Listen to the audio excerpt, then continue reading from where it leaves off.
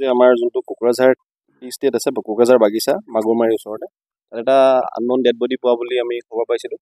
আমাৰ যেতিয়া আমাৰ পাৰ্টি গৈ বডিটো ৰিকভাৰ কৰিলে আৰু আইডেণ্টিফাই কৰিলে গম পোৱা গ'ল যে এজন 19 বছৰীয়া যুৱক হয় গেৰেমচা নাৰ্জাৰী ইয়াৰে কোকৰাঝাৰৰ বাসিন্দা।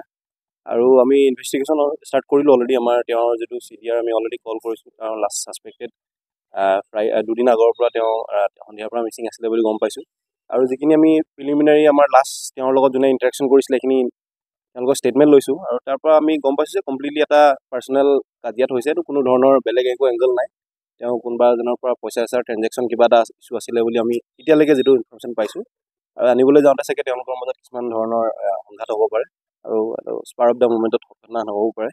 গতিকে এতিয়া ইনভেষ্টিগেশ্যন ষ্টাৰ্ট হৈ আছে আৰু খুব সোনকালে আমি ঠিক ধৰিবলৈ সক্ষম হ'ম।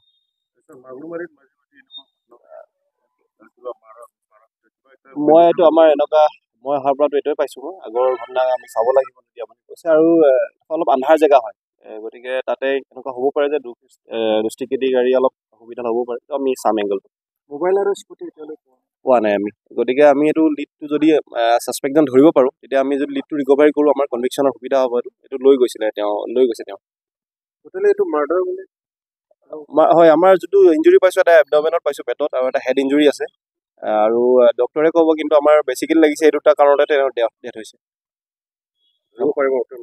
আমি ট্ৰাই কৰিম। আৰু আজি জাষ্ট সন্ধিয়া হৈছে, CDR পাইছোঁ আমি আৰু 2টামান কল কৰিছোঁ। ওলাই যাব, খুব সোনকালে ওলাই যাব। এইটো ক'বলৈ অসুবিধা হৈছে, কিন্তু বেলেগ কোনো এংগল নাই। এইটো কমপ্লিটলি দুজনৰ মানে ক্ৰিমিনেল এংগল হয়। বেলেগ কিবা কমিউনেল বা এনেকুৱা কোনো ধৰণৰ একো নাই। नि आन्दोआव मा दङ बेखौ दासिमाव जोङो मोजाङै मिथियाखै। खिन्थु गथ'खौ दहायसो बिमाया थांनानै खोनानानै थांनानै नुहैबाय। नंगौ आंनि फिसा होननानै बेनिफ्राय खबर मोननाय लोगो लोगो आंबो स्कुलावसोमोन। स्कुलनिफ्राय आंबो फटकरि फैनाय जाहैबाय सुथि लानानै। दा नुफैबाय नंमारगौ। दा थानायाव दं आरो जोङो। गथ'नि गासिबो देहाखौ नायबाय। खिथुथिं माथाया एसे गुरुबनाय बायदि, बेनिफ्राय खाफालावबो एसे बुनाय दं, गोदनायावबो एसे सेरनानै मानाय बायदि दाग दङ। बेनिफ्राय उदैयाव नैबे उथुमै गुदियाव सुनायनि दाग दं आरो। सुनाय दा माजों सुदों जों मिथिया, जायखिया दाग दङ आरो। दागआ एसे गिदिरैनो। बेफोरखौ नायोबाथ' बे बुथारनायानो। सोरबा लोगो दिगिफ्रानो बे खामानिखौ मावदों होननानै आं सानो आरो। फरायफुबाय थानायमोन नामा? मानसियाथ' फरायफुबाय थानायमोन। बेयो दा गसाइगाव ITI आव फरायोमोन। दा बन्द दाख्लैहाय बन्द मोनदों नामा कलेजआ। बे बन्द'आव न'आव फैनानै बेयो लोगो दिगिफोरनाव बिदिनो थांलाय फैलाय खालामोमोन आरो। लोगोफोरनाव थांनायाव गामिया रुपाथि नोगोर, क'क्राझार 3 नाम्बार वार्ड। बे न'आव बिदिनो थांनानै लोगोफोरजों थांनाया सानथाम जाबायमोन दिनैजों। न'निफ्राय गैयैया सानथाम जाबायमोन।